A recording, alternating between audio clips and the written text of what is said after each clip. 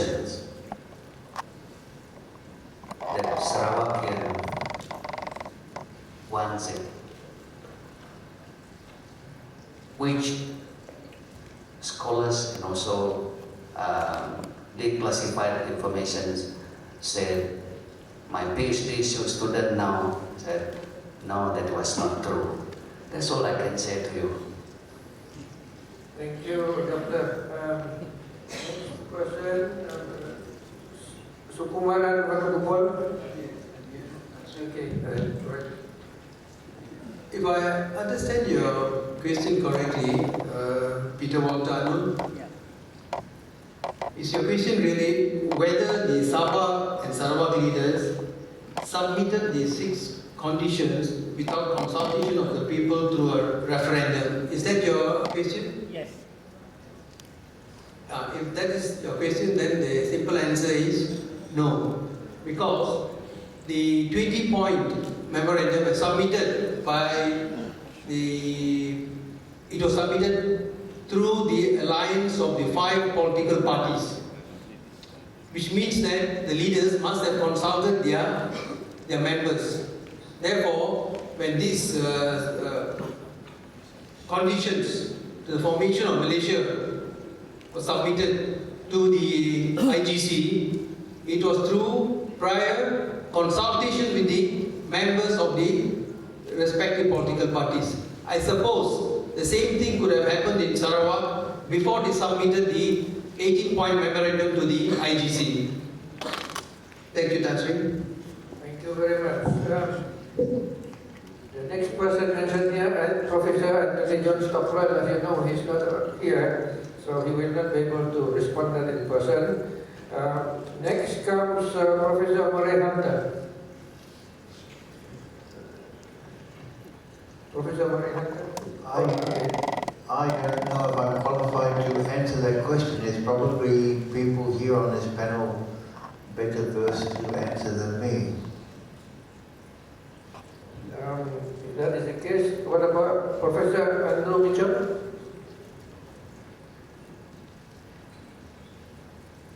Thanks very much for the question. So the answer, I believe, is no. Former colonial powers don't have special rights under international law over their former territories. Therefore, it's not clear to me how or why the United Kingdom could take the lead to ensure that the 6 conditions agreed upon were complied with, or the basis, also the authority for the UK, the approval of the UK alone for the independence of Sabah and Sarawak would be insufficient to result in external self-determination. So that's answering the question in relation to the UK. The United Nations, of course, acts through the General Assembly and the Security Council. And again, it's not clear to me on what basis either of those organs of the United Nations would seek to intervene in what would normally be considered an internal matter for Malaysia and would be seen as interfering with the territorial integrity of Malaysia. Thank you, Professor. Tan Sri, excuse me, can I add something to that? Yes, go ahead, please. You see, if you read Article 8 of the Malaysia Agreement, to a certain extent, the conflict resolution mechanism is already built in there. That is, if any provisions in Chapter 3 of the IGC has not been implemented through the Malaysian Constitution, then the affected parties can take the necessary legislative, executive, and other legal action. So therefore, there is certain amount of mechanism provided to resolve any conflict. To take the United Nations, United Kingdom and all this to task, I'm not sure to what extent it can be successful. Because the aggrieved parties would be technically the respective state governments of Sabah and Sarawak. under the Malaysia Agreement. Singapore had already existed, had gone out. What remains is Sabah and Sarawak as the other states of Malaysia. So therefore, you go to, I suppose you go to first exhaust the remedies provided in Article 8 of the Malaysia Agreement. Thank you, Tan Sri. Thank you very much. Now I'd like to open it to the floor. You just raise your hand, the hand that catches my eyes first will have the floor. All right, Juliana, state your name and if you represent the organization, you tell us. Answering, sir. Distinguished speakers, my name is Juliana Sidon. I have 3 questions for the panelists. I'd like to raise these questions with regards to the fundamentals of the Malaysia Agreement. My friends and I are of the opinion that the way forward in the next 50 years depends very much on how we interpret the elements of the agreement. To reiterate, on the 9th of July 1963, the Malaysia Agreement, which led to the Federation of Malaysia as we know it today, was signed by 3 sovereign nations only. These 3 sovereign nations were Malaya, Singapore, and Britain. At the material time, Sabah or North Borneo were still British colonies. 13 days later, after the signing of the Malaysia Agreement, on the 22nd of July 1963, Sarawak gained its independence from Britain. Subsequently, 53 days later, after the signing of the Malaysia Agreement, on the 31st of August 1963, Sabah gained her independence from Britain. Questions. Can we then infer from the above that the Malaysia project consists only of 2 sovereign nations, i.e. Malaya and Singapore? Second question. With the departure of Singapore in 1965, can we then infer that Malaysia is just Malaya? Question 3. After gaining independence from Britain, could we then infer that Sabah and Sarawak did not join Malaysia? Thank you. Thank you very much. Are you any particular speaker? To the panel of lawyers answering. Okay, thank you very much. All right, who wants to respond to that? Anybody? Left, right? Siapa? Constitutional lawyer.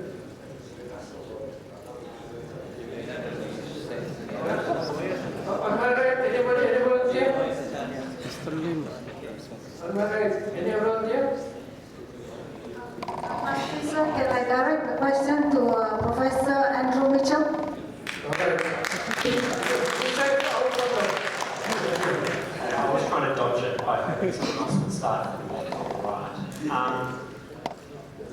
My preliminary view is no to all 3 questions.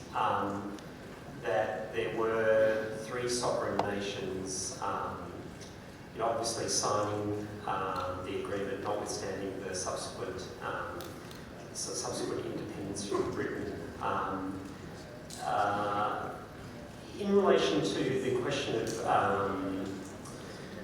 any sort of breaches of the agreement or after gaining independence, can we infer that they did not join Malaysia?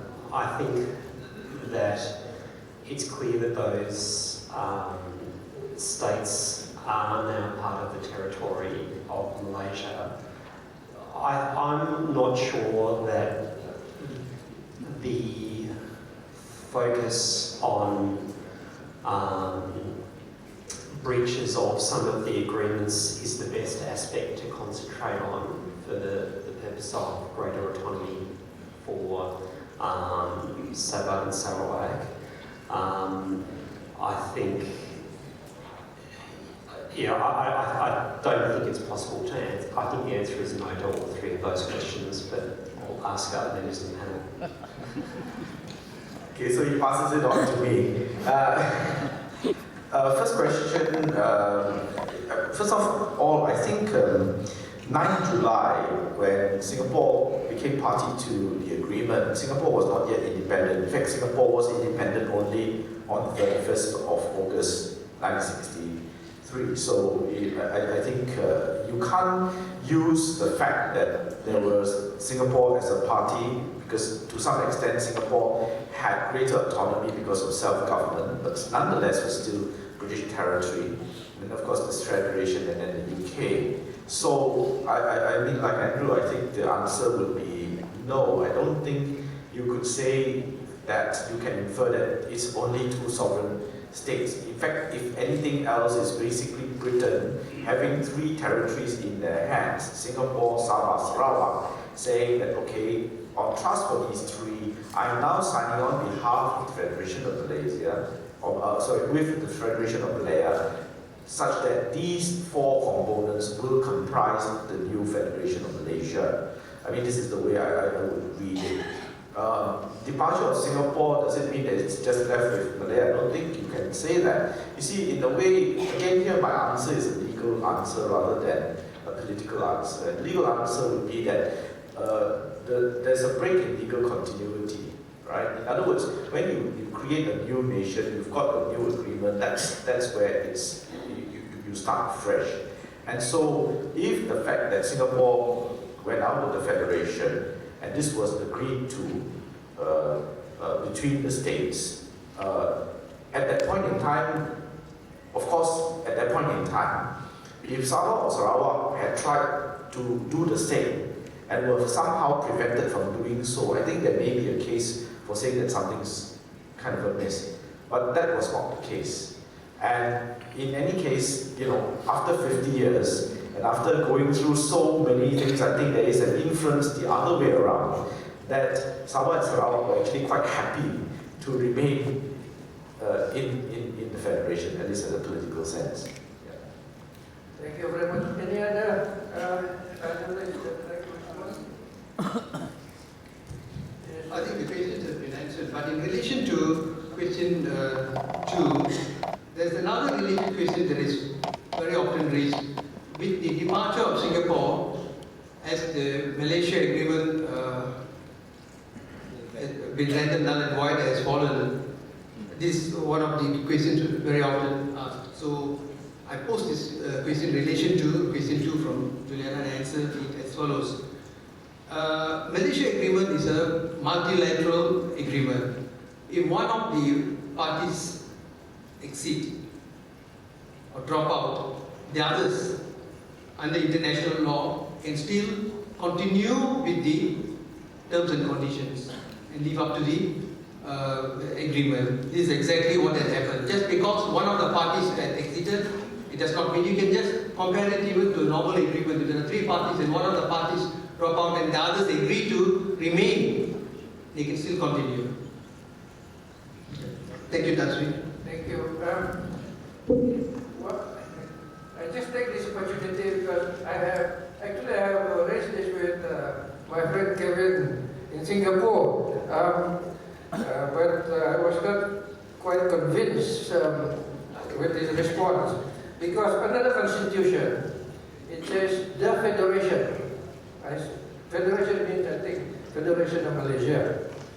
The Federation means the Federation established under the Federation of Malaya Agreement 1957.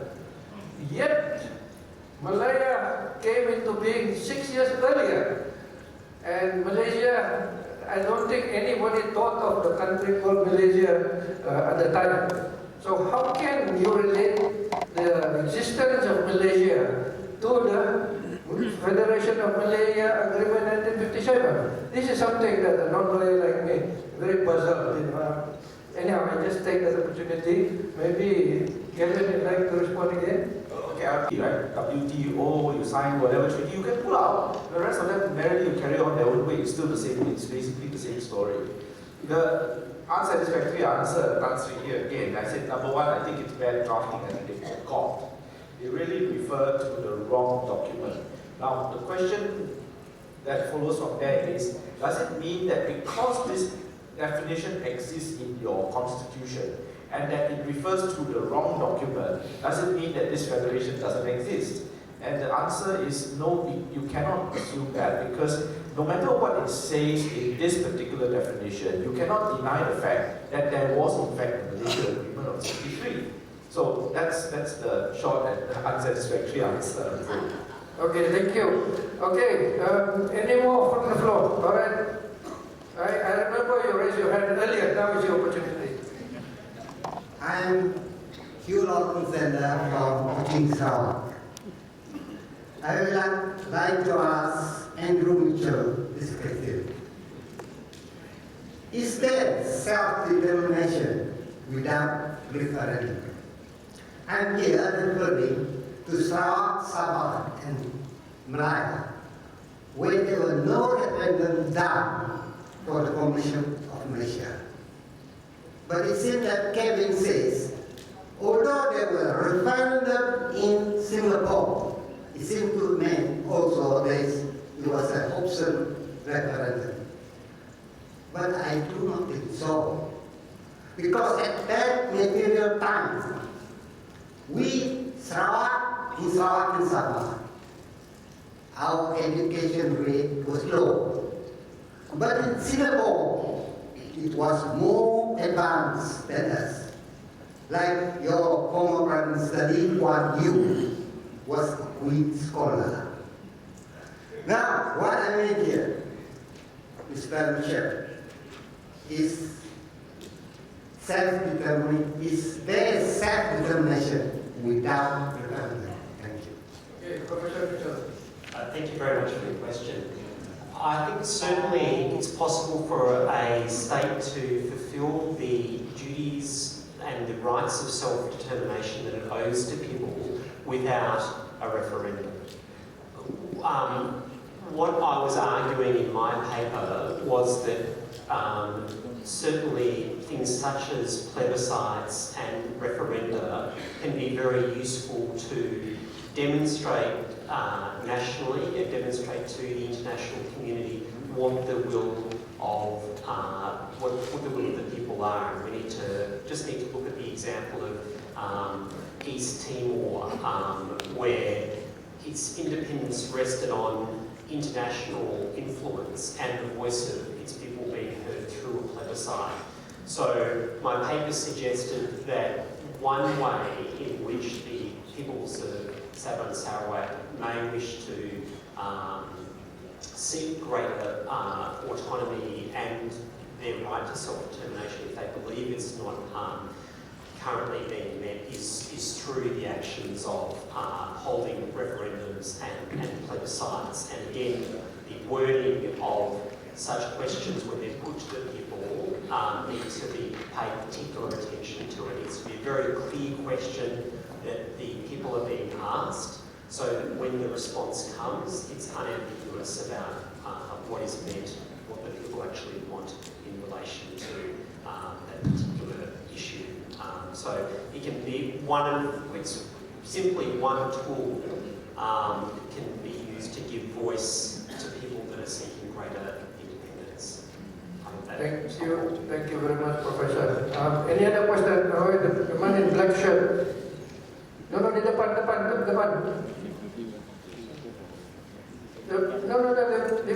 The black shirt di depan. You raise your hand? No. He doesn't raise it now. Okay, yang ada. Silakan. I'm wearing gold. Mr. Chairman and distinguished panel, I had quite a lot of questions, but it has already been answered. Actually, I just have just two things to say here, to ask. I refer this to the lawyers. Now, as a colony of Britain who signed the agreement, was Sabah and Sarawak competent to sign the agreement? That's one question. And they were not independent. They were given independence only weeks later. They could have been competent if they were independent, I suppose. Secondly, there is also a diverse dual interpretation of the components of Malaysia. Is Malaysia consisting of 4 entities, at that time 3 now, or 13? This I based on the conflicting statement of Tunku Abdul Rahman and Donald Stephen, which Tunku eventually actually said just before the declaration of Sabah's independence, that Sabah will enjoy equal status with Sarawak, Singapore and Malaya, not Perlis, Kelantan, Terengganu, Malaya. This is still in the Sabah Times. It was stated in the Sabah Times, Sabah newspaper. And the Malayan Constitution, the Malaysian Constitution was an amendment of the Malayan Constitution adapted to make it Malaysian Constitution. And Article 1 interpret as per Malaya's interpretation of the components of Malaysia in opposition to what Sabah's understanding was. Could you clarify that? Thank you. Thank you very much. On the legal mind. I think the first question has more or less been answered earlier, right? Clearly, Sarawak, Sabah, and even Singapore, which has self-government, were not competent parties in an international transaction. They are not able to sign agreements on their behalf. Really, the two parties were the UK government and the Malaysian government.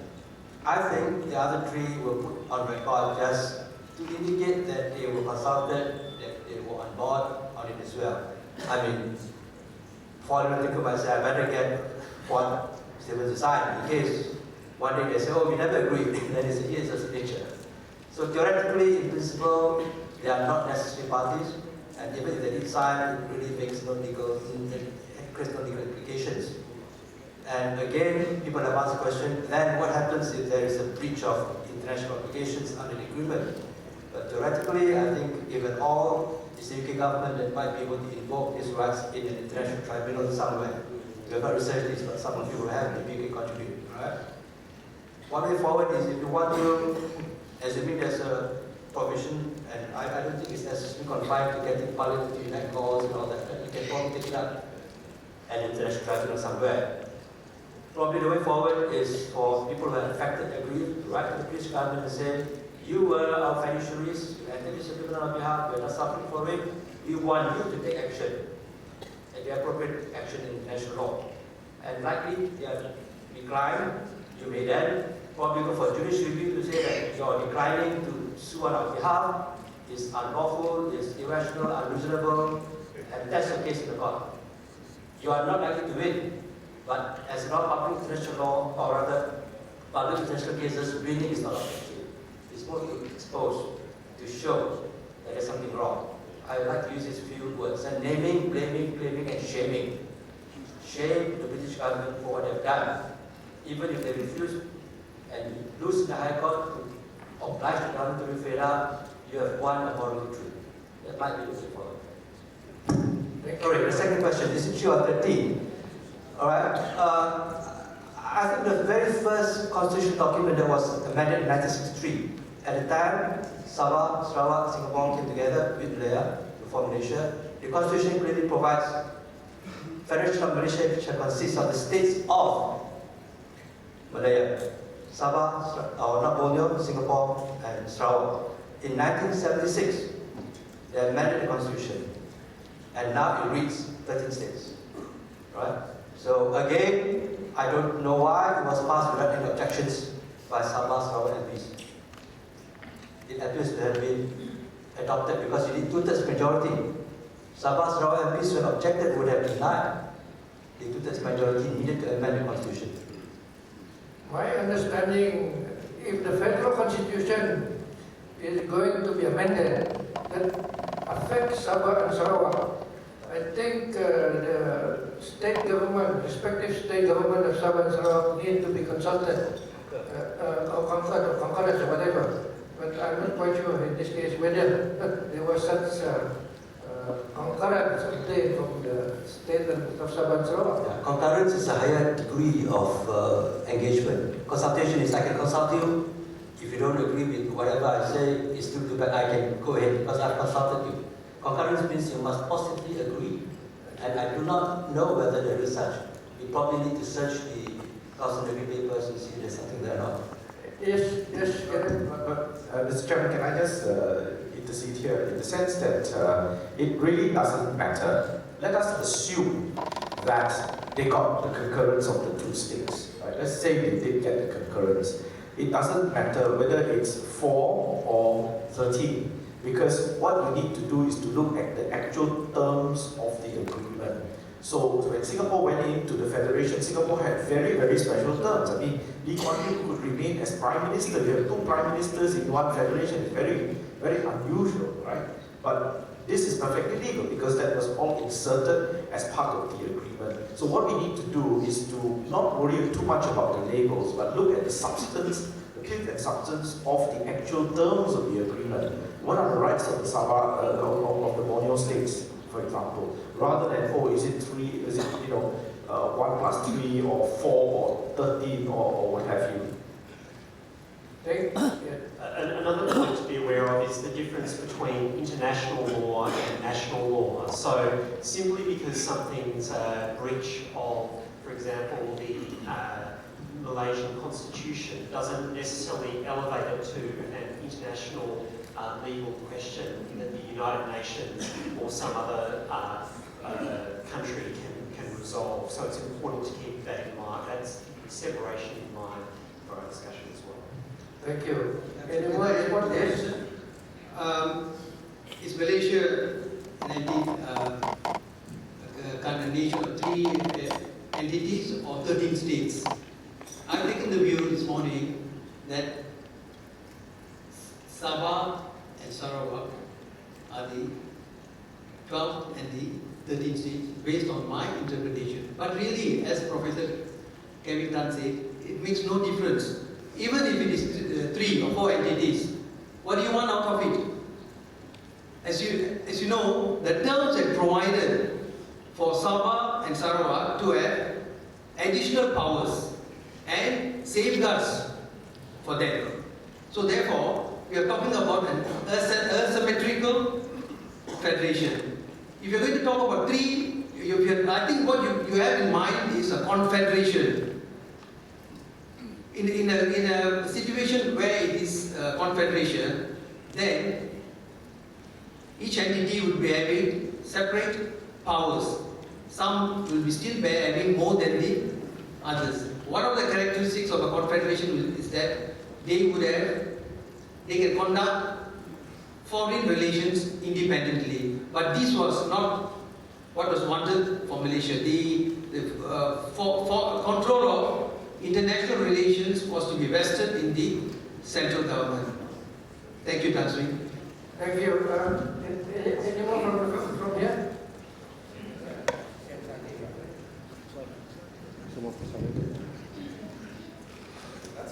Okay. I'll just add a bit to the question whether Malaysia is now a component of 3 countries or 3 states or 13 states.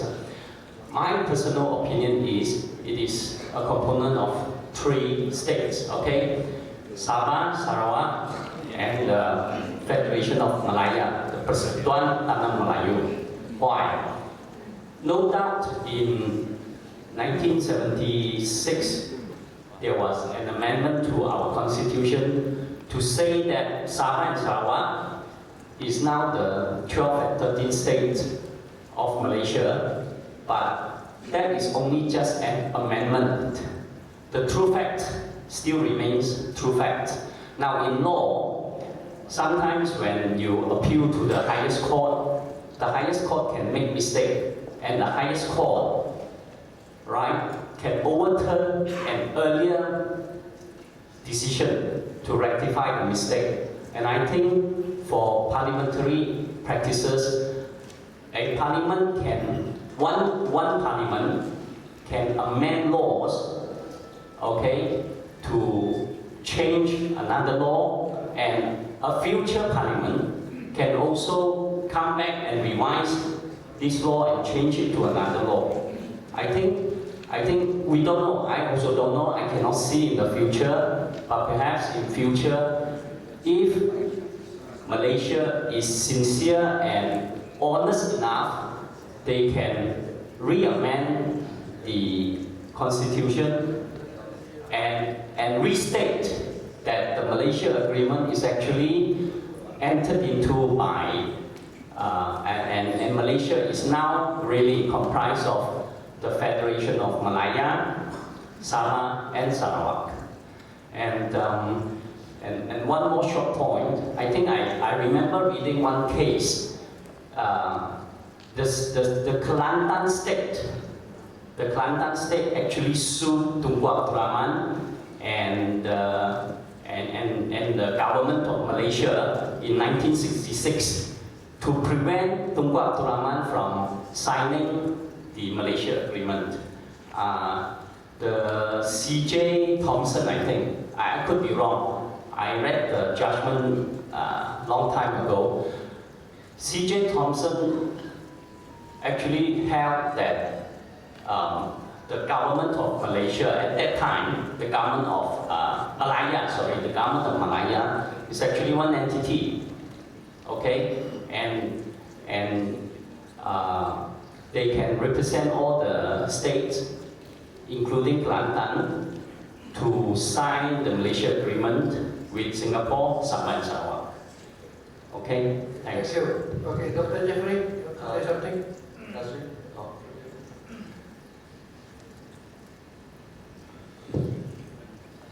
After this, did what?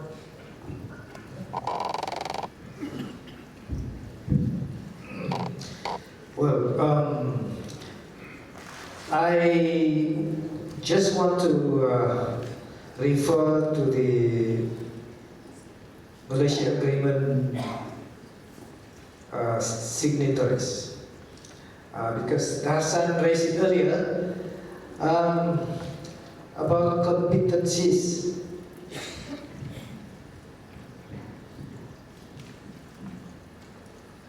It is my opinion, this is my not legal opinion, yeah?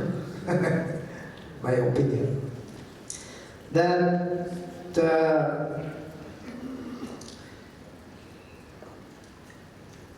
any member of the parties that signed the agreement